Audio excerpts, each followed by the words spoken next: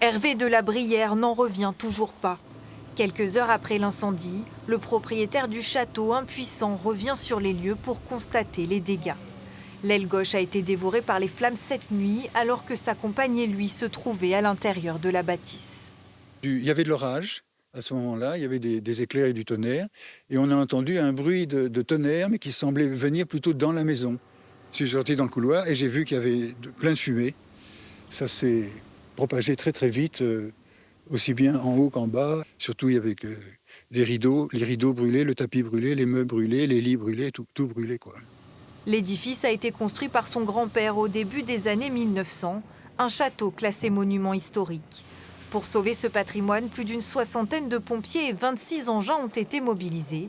Il fait depuis l'objet d'une surveillance accrue pour éviter un nouveau départ de feu. Nous avons pu préserver les 2/3 de l'habitation. Le risque est lié aux éléments de construction.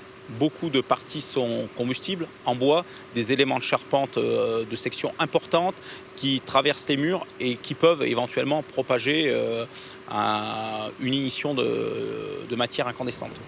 Le propriétaire espère désormais retrouver son château le plus vite possible. Une restauration qui s'annonce déjà coûteuse. Plusieurs règles sont à respecter lorsque le bâtiment est classé monument historique.